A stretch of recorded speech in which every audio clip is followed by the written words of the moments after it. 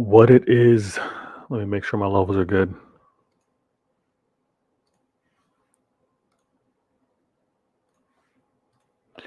Vader Games in the building.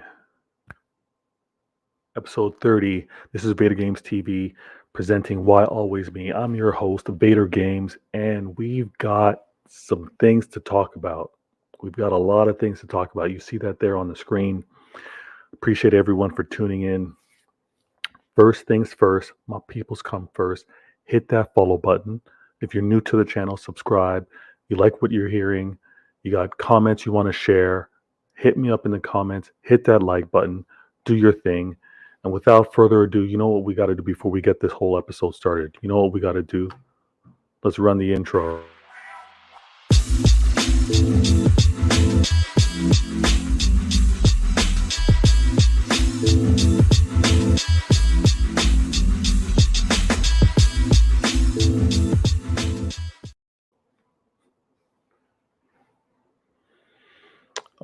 Yeah. Yeah. Another episode of Why Always Me. Season's over. The season's over. It's the withdrawals are hurting. I'm sure. I'm sure everyone's fiending for the league to kind of kick back in. If not the league to start in, but at least transfer confirmations to happen. Everyone's fiending for something. But I'm gonna give you the fix that I can do. I mean, thanks for tuning in. Thanks for the support. A lot to talk about. A lot to talk about. And I also want to point out, I appreciate how the subscribers are kind of getting to the channel, that humble goal of hitting that century mark. I'm really close. I'm really close. So if you've already subscribed to the channel, please forward it over, share it with a friend, tell that friend, hit that subscribe, check out some previous videos. Not only do I talk football, not only am I a Manchester City fan, but I'm a sneakerhead too. And you know, my style's clean. You guys are gonna really be surprised with what I actually show you in the shoe from the shoe game, the shoe cam later on in the episode. Um, but I do that as well. So if you're looking to support, help grow the channel, and like I said, I hit a particular milestone. I get to that 1,000 subscribers. I'm confident. My plug has told me, based off of like an award type thing, maybe a challenge with regards to comments or some type of prizing. I know that my plug can actually get footwear as a prizing out to those that are supporting the channel. So I'm looking forward to getting to that. And again, it's gonna take a grind because I got to get to that century mark. Well, first I got to get to that century mark, then I got to get to 1,000 subscribers. So one step at a time. But a lot to talk about. A lot to talk about. We're going to go from top to bottom. All right. PFA Team of the Year,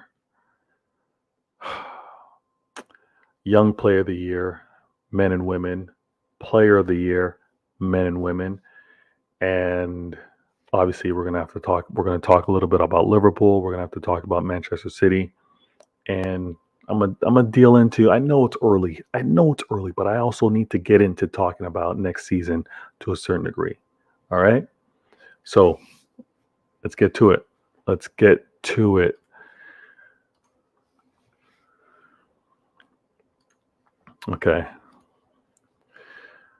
PFA Team of the Year. You've all seen it by now, and if you haven't, go look it up. The players, the players, the players, the players. Ederson did not make keeper of the year. That actually went to Allison, Liverpool keeper. Right back, not Walker. It went to Trent Alexander. Don't think that's too much of a surprise. He got a lot of praise throughout the year, and deservingly so. Center back, we've got Rudiger. Very good season. Can't hate on him. Very good season. Virgil van Dijk, center back as well. No surprises there. Player was clean. It's clean. I mean, he did have some bad moments, got exposed a little bit in the Champions League, but that's has nothing to do with the EPL. Rudiger, Virgil van Dijk, no real surprises. Although I think it's only due to injury why Stones didn't get the proper recognition that he deserved. But it is what it is. At left back now, got Cancelo. Cancelo actually had duties on both sides of the field, but at left back, I can see why he got that rating. He was phenomenal this year. Absolutely phenomenal. So quick count, we got Liverpool keeper, Liverpool right back, Liverpool center back. We got a Chelsea center back. We got Manchester City right back. Now in the midfield, I'll be honest with you. I think the names are surprising. I should say, I think one name is surprising because, and I know you guys are going to be like, oh, Vader, you're biased. This is your club. Obviously, you're going to cheer for Manchester City. But I actually thought there was a really strong chance for Manchester City to sweep the midfield. I really did. In the midfield, you had Bernardo. Actually, I should start. You actually had Thiago, Liverpool, placing him in kind of like that DM role. No surprises. I think there shouldn't be any surprises here. KDB, Kevin De Bruyne, he did his thing. He repped.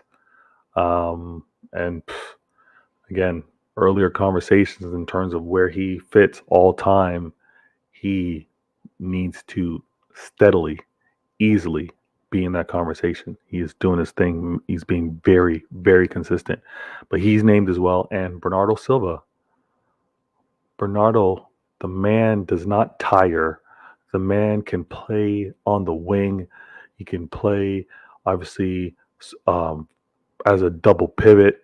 He can, and then obviously do his magic in the midfield. So Bernardo Silva, Kevin De Bruyne, and Thiago makes sense. Where I was getting at with regards to the sweep, though, I actually thought that Rodri could actually make that CDM role, and it would have been a Manchester City sweep in that midfield. Didn't happen. So again, in the midfield, another Liverpool player, 2 Manchester City players. Now, attacking players up front, and here I think it should be looked at as being controversial. On the right wing, we know, looking to cut back on his left. No surprises. Arguably, many were talking about him being Ballon d'Or candidate, although I do think that he had a serious fall off after Christmas, I should say. And for those of you that know what Salah did over Christmas, you can understand why the powers kind of slipped him. But Christmas as well as AFCON, he kind of slipped up. No, not taking anything away from him. The man is the Egyptian king. But that second half of the season wasn't as strong as what he was doing early on in the year. And then on the opposite side, we actually have the king of Africa. So we have the king of Egypt on the right. We have the king of Africa on the left in Mane. And deservedly so. Can't hate. Really, I would love to put a Manchester City player in that mix. This season, can't do it.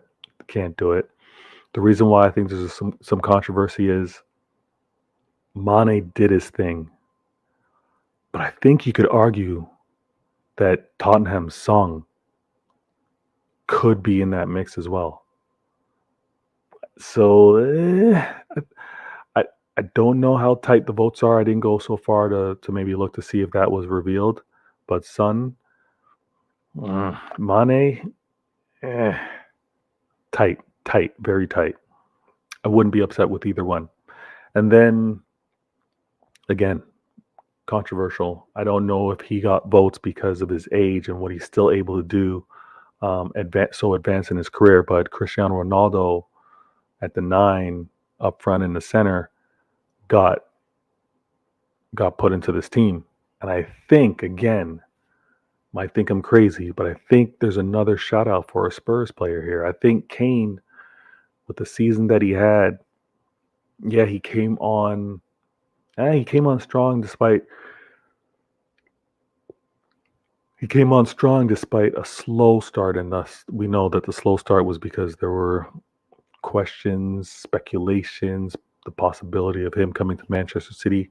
I think that affected him getting the season off to the start that he's accustomed to. But nonetheless, he had a good season. I thought we could see Son and we could see Kane up front displacing Sadio Mane and Cristiano Ronaldo, but wasn't the case. Let me see if I can put this on screen. Actually, um, yeah. So PFA Team of the Year. You see that there right on the screen. Well, I'm gonna count them for the Liverpool players out here. We got 1, 2, 3, 4, 5, 6. 6 Liverpool players in Team of the Year. Double that of the Manchester City players. And there was only one representation from Man U, one representation from Chelsea, and no representation from Tottenham. I think that is surprising.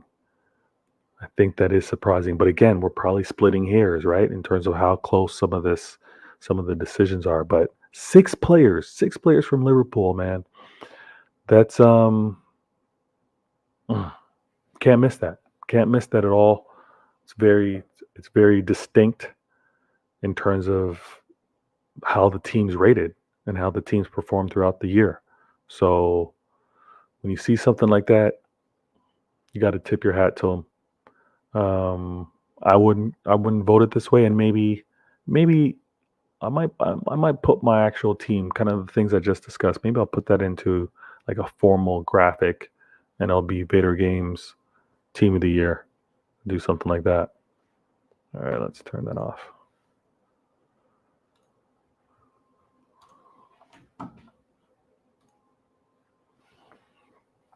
Okay, the PFA Young Player of the Year.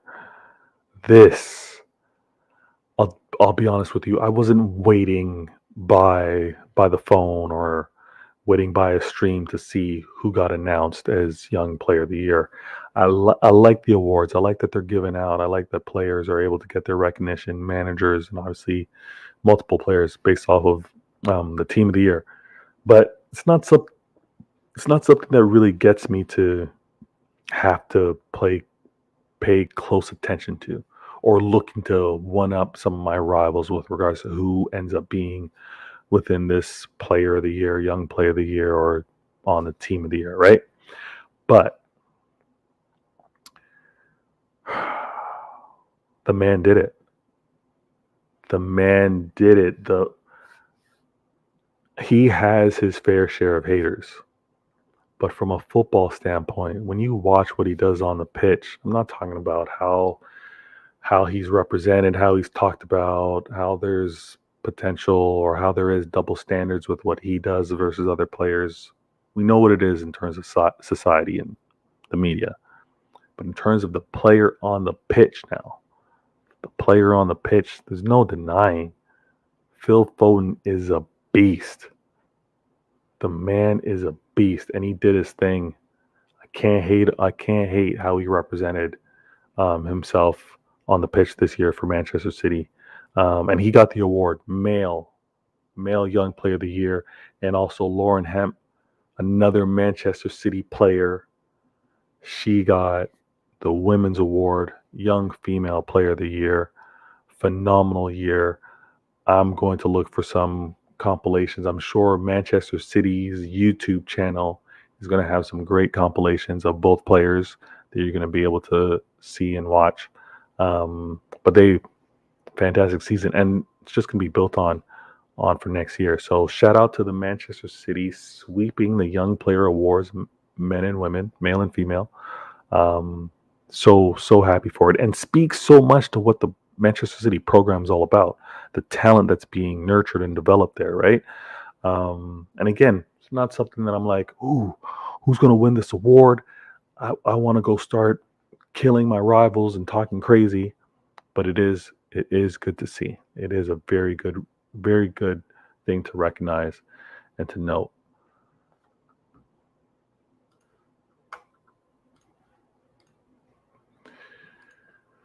Oh, player of the year. The player of the year. Could have been so many players. But I think if there's one thing, there's a lot of things, but if there's one thing you're going to want to remember, that what Pep told you earlier in the year, it's this. There's a lot of love for Liverpool. Media gives them the love. Is it a factor in how it influences others? We know media does influence others, but does it influence players and people enough to sway some of the voting? I don't think so. I don't think so. I think how the voting works is, if the player's doing their thing, right, and consistent enough to be recognized by their peers, is that's a dangerous player. Playing If I'm playing against him or her, I need to know exactly what they're doing. I need to pay attention to them. If the team's going to succeed, it's because this player is causing some serious problems. This player's either scoring goals or being creative, creating chances. And players recognize that. People recognize that. As much as we may want to disagree, I think everyone recognizes it, rival or not.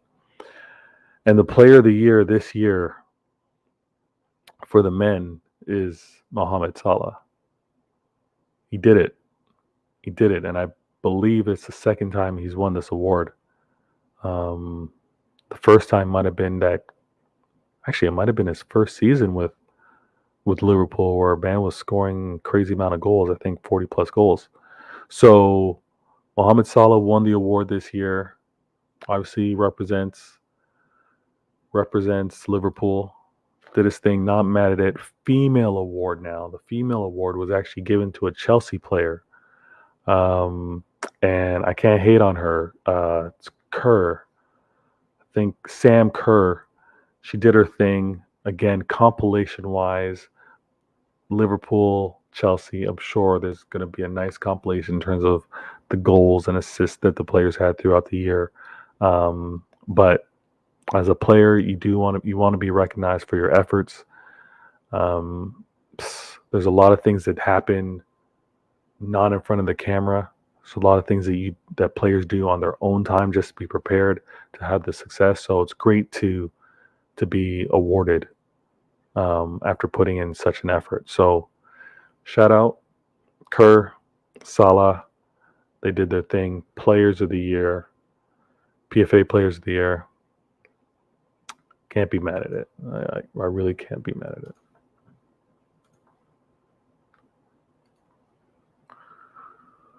I want to go back and talk about this. And you know what? Let me see if I can put this on screen again. So 6 of the 11 players for the team are from Liverpool. The majority of this team consists of Liverpool players. And it should not be missed. This should not be missed. Klopp also received the Manager of the Year. Okay, so Liverpool have Manager of the Year, and they've got 6 players, obviously all in key important positions, that made Team of the Year. And when you have something like that, when you have the result, when you have just the review from a player standpoint and get that level of ratings, it does put things in a different perspective. It now gives you a chance maybe to do some in hindsight, now looking back, now what if. Um, I don't think that Liverpool having six should be missed by Liverpool fans or by rivals. Why are you saying that? What do you mean it shouldn't be missed? A couple, I think my last stream, and if you follow me on Twitter, I don't tweet often, but when I tweet, it hits because I take my time with it. Um, it actually puts things in perspective when some of the tweets early on, when the season just concluded, obviously the EPL had concluded, Champions League, and there were Liverpool fans that were really quick to say that the season was a failure. They were quick to say that despite the Carabao, despite the FA Cup, and again, despite being in the mix to possibly win the EPL, um, on the final week, but it would have resulted in a favor being done, like Manchester City losing. But in the final game of the year, Liverpool were in a position to possibly win the league. And in the final of the Champions League, Liverpool were in a position close to have won the Champions League. When when you get that close, right, and you fall short, most of us would actually be like, "What? That's a really good season. There's no way that's a failure. There's no way what you put in could be seen as a failure." What it do, Blue? What it do, Blue? Thiago only played one good game, and that was against poor Man United. He balled out against Man United, which most players did, and like I don't know if you were on the stream a little earlier, but I talked about how I actually thought Rodri would have been in that mix, and it could have actually been a Manchester City sweep within the midfield. But who am I? I'm a Manchester City fan. What else am I going to say? Um, but just going back to now, a lot of Liverpool fans were quick to say that the season was a failure. They're very quick to say that. And one might be like, well, shoot, you won two cups. You're in, had a chance to win the league final day, made it to the final, better performance on that day, could have won. How are you going to then label your season a failure? And for a second, I was confused to that too. But I obviously expressed listening to Liverpool fans and Liverpool fans touting their team as being so deep and strong and able to compete and win on all fronts, having been told on how great their players are. The Liverpool fans that look at their team that way and have rated their team that way, now it actually makes a lot of sense, especially in hindsight now, or looking at how the team has been perceived and reviewed and rated. 6 out of the 11 are Liverpool fans. So when you look at the accomplishments or lack of accomplishments based off of the team and the quality within that team, 6 players, team of the year, you can then have that perspective, be like, yeah, you have such a strong 11, and 6 of those players are the best within the EPL, and they had the best season in terms of their position throughout the year compared to anyone else. You have 6 of those players on your team. You can understand why they've labeled what they weren't capable of doing, winning the Champions League and winning the EPL, as failures, as missing their goals, as why the season was a failure. When you have a squad that strong, you can understand why they're looking at it and be like, this is a failure. Look how good we are. Look at who we have. We got Allison, we got Trent, we got Van Dijk, we got Thiago, we got Mane, we got Salah. Right? And this is with regards to the team of the year. Then we can also talk about some of the other players that they obviously talk heavily about being their transfer window, their January transfer window acquisition. And then talk about Diaz. Right? You can understand why they've looked at that as a failure because the team was so strong. On another night, on another show, maybe with the panel, I could get some agendas out. I could talk kind of greasy and say, look at the stat team that Liverpool had. Look at what Klopp was working with and what he had versus Pep and how the players were rated and how the players played throughout the year. You know, who did more or who did less with more or who did more with less. Can have those agenda driven conversations, but that's another night. I'm not doing that tonight. Liverpool having 6 of the 11 making team of the year is serious. It's not something that happens often. And with regards to looking at the season and saying that it was a failure, you can definitely understand why when you look at the players on that screen. You can definitely see why.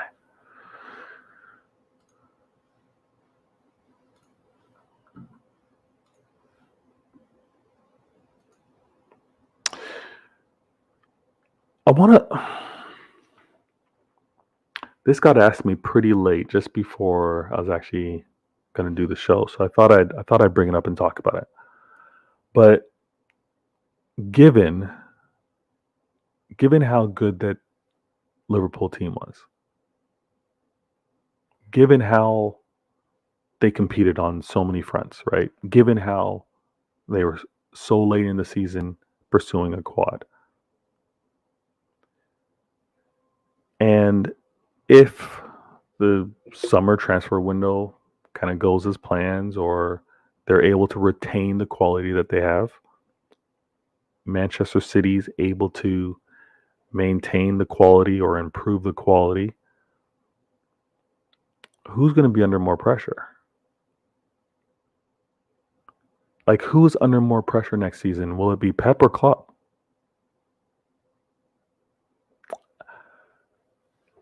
I know from a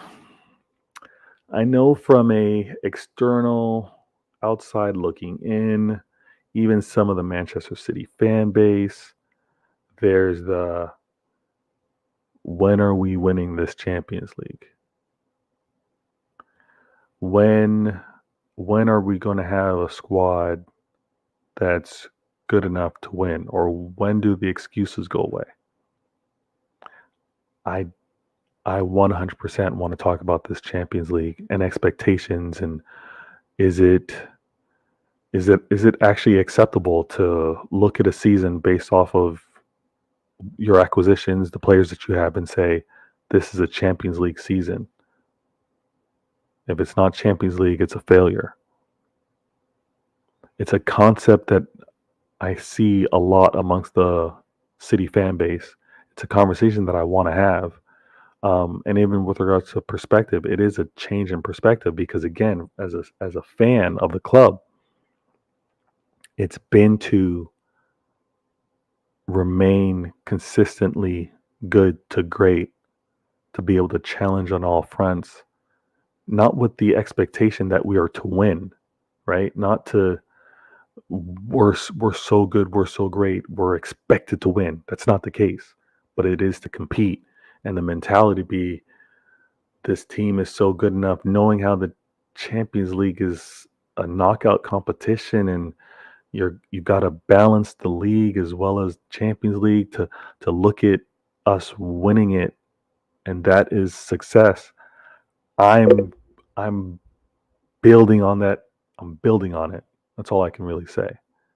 Because I don't want to sacrifice the EPL. I don't want to give anything up with regards to winning the league first. But that conversation I want to have again, and I want to have it with you. So again, first things first, my peoples come first. Hit that follow button, subscribe. Make sure you have that notification. Comment in the on the show, like, and again, I'm humbly trying to get to 100 subscribers. Share this with anyone that you know loves football content.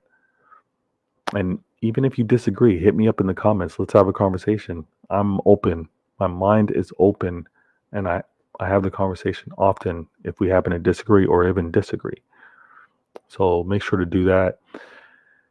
And I have to have the conversation because again, there's Holland, there's Alvarez, there's transfer rumors with Chucharella. There's transfer rumors with um, who? Phillips. If we continue to strengthen the team, and hopefully we don't lose too many great players that have been here. Obviously, there's rumors with Gabriel Jesus. There's rumors with um, uh, there's rumors with Sterling. There's rumors with Zinchenko. Like hopefully all that gets managed really well, and we have a strong squad. But to think that we're going to have a team that's going to be looked at by our fans as an expectation to win Champions League is wild to me. It's absolutely wild. But I'm going to have that conversation. I want to have that conversation with you. So make sure we do have it. Let me go to the comments real quick. Blue goes Bernardo linked to Barcelona again. Yeah, 100%. I don't know how real that is, Blue, to tell you the truth, because that's been rumored before, like you mentioned. And actually, let me put that on screen. That's been rumored before, but I don't think it happens just because Bernardo knows how valued he is. He knows how much we rate him, and I said this on a previous stream, and please tune in to True City Fan. Look them up on YouTube. Subscribe to them as well as Pitch Points. And talking with those guys, it's like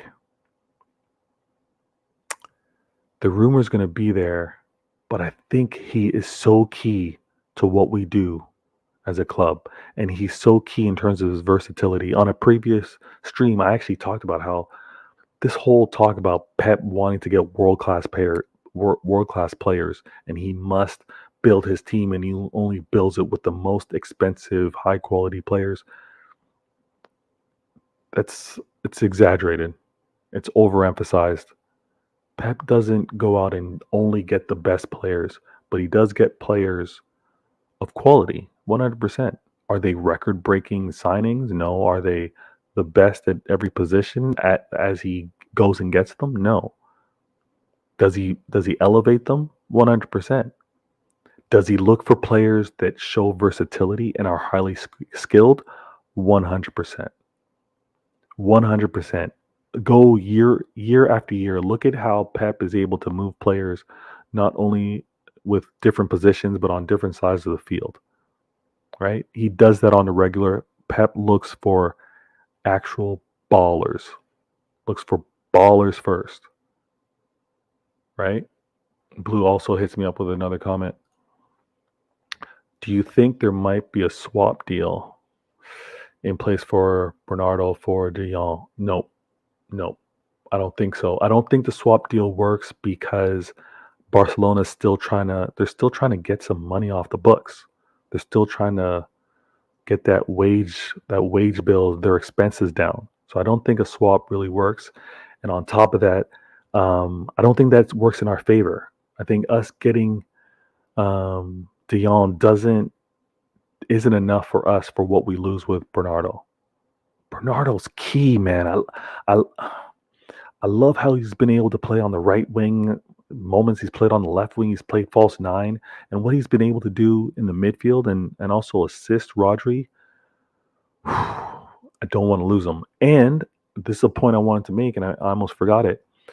I think of of all the players. Obviously, there's a good list of players at Manchester City that deserve, if this is the upcoming season, for us to get to the goal, to get to that missed opportunity with regards to Champions League or making it to another final.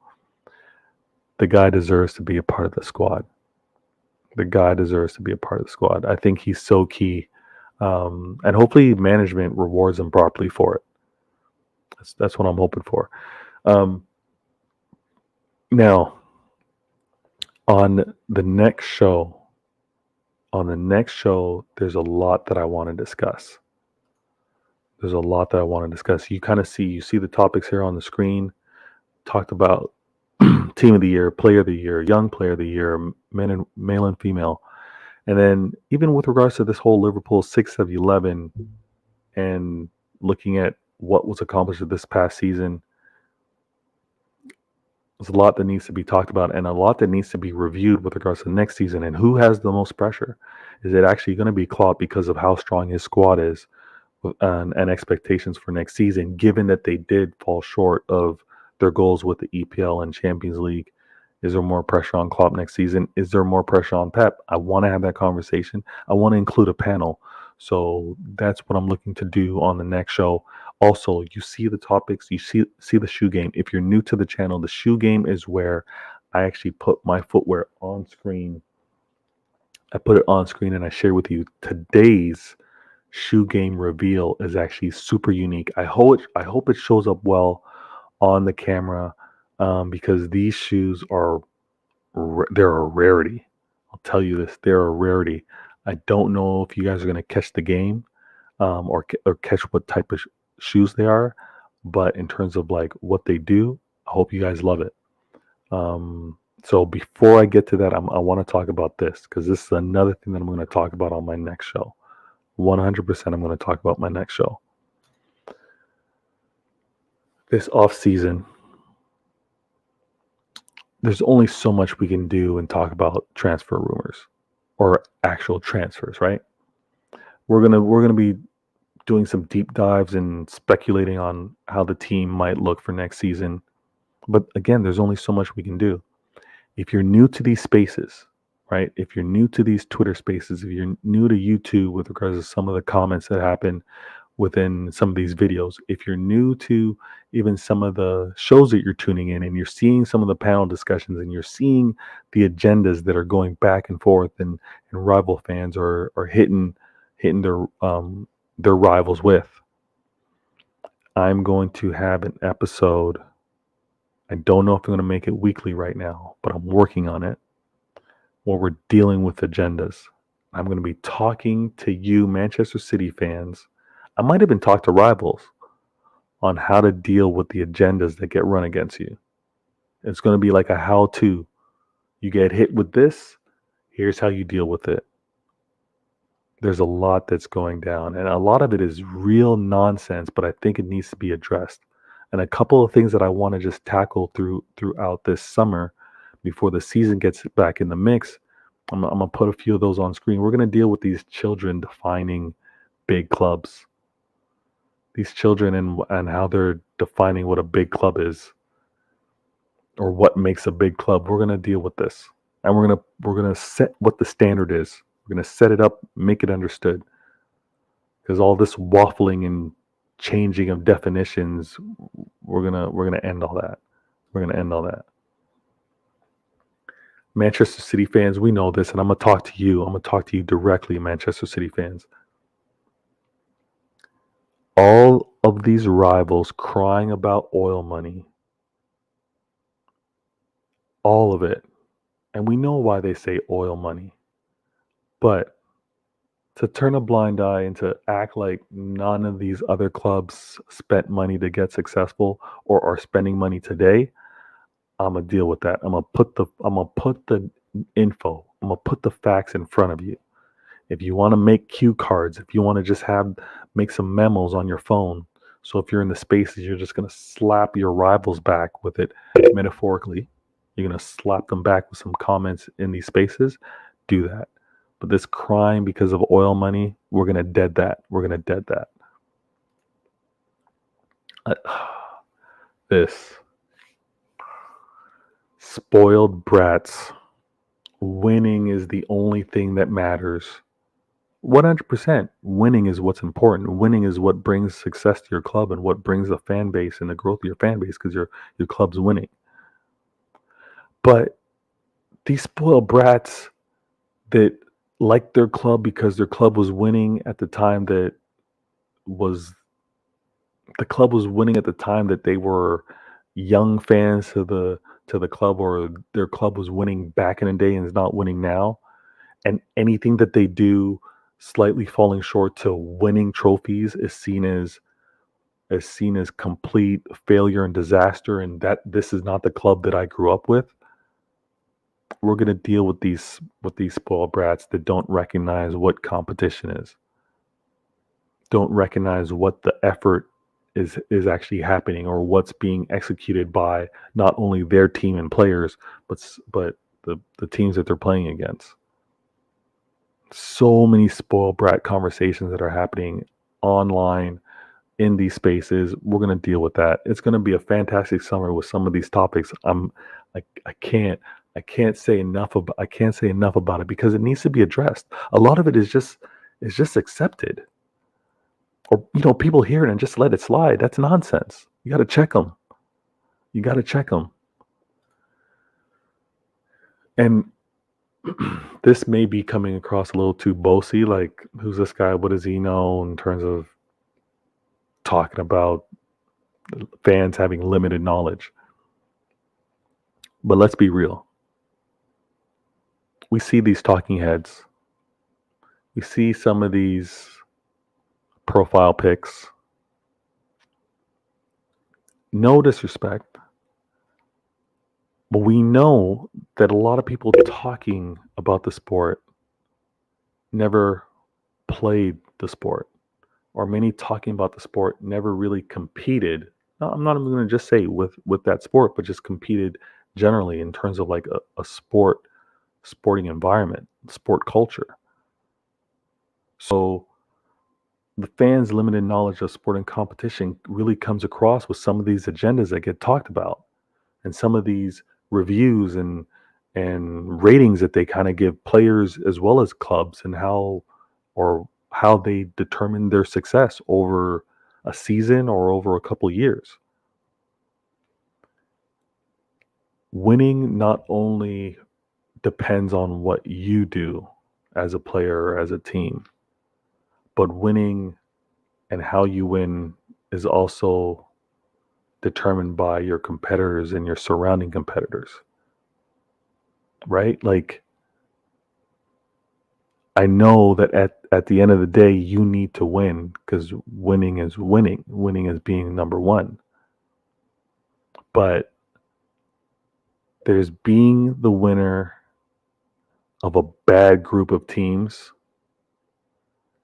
and then there's being second to a fierce surrounding, or a fierce grouping. Sorry, there's a fierce grouping of teams that play at a high level and compete at a high level. Right now, if you're bummy, and there's a clear difference between what you're doing and what's of quality, I get that. But if you're battling and everything's of quality and you're falling a little short, you got to have a perspective on that. Fans, you got to have some better knowledge on it. So there's a lot, and I know I just ran through a lot, but we're gonna be dealing with all that this summer, all of it. I look forward to having the conversation with some panel members. I look forward to working with new content creators that I've had the privilege of being on their channel. I'm hoping to collaborate and have the favor returned on my end as well. But it's going to be a great summer. It's going to be a great summer. Can't wait. I 100% can't wait. And again, if you're new, hit that follow button, subscribe. You know what it is. Growing this channel one friend at a time. Let's get to that century mark. And again, every little bit counts. And I love what I'm doing. I'm enjoying what's happening out there. I really just speak what's on my mind. I'm not trying to mirror or copy anything out there. So I'm hoping you enjoy it. And if you have any feedback, please hit me up. I read it all. I comment on all of it. So do your thing. Okay. I'm not going to waste any more time on this. And I really hope that this turns out really well for you guys. All right, let me fix something real quick.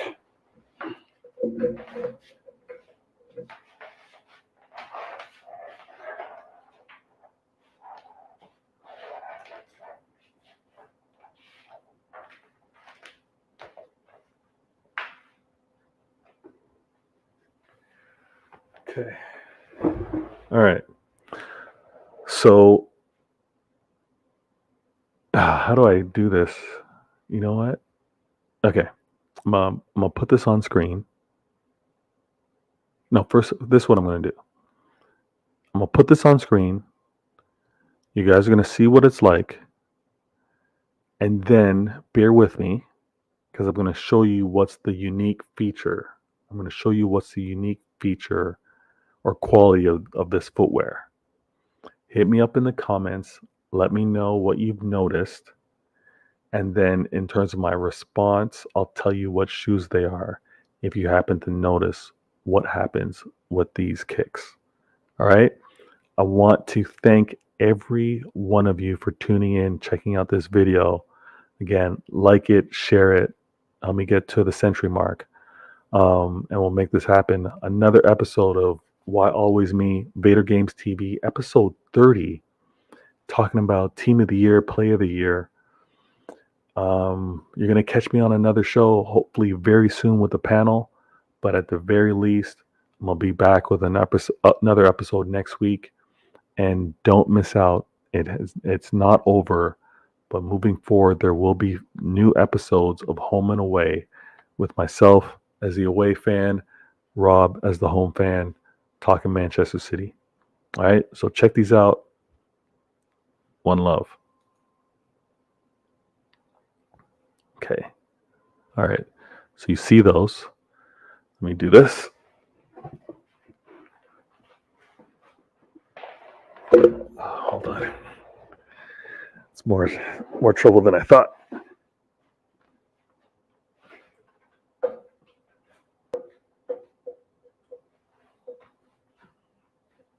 Okay. I know. I'm gonna have to do some editing here. Okay. You see that? Turning out the lights.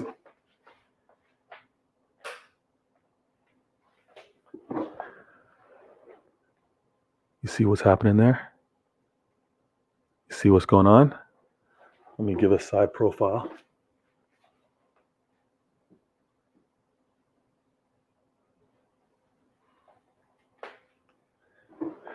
I'm hoping that gets picked up well. I had to turn out the lights. I hope you saw the effect that was happening with the footwear. I'm Vader Games. This is Vader Games TV. Another episode. You saw the shoe cam. Hit me up in the comments with the effect that you saw, and I'm gonna let you know what type of footwear that was. Catch you guys and girls next week. Vader Games. I'm out.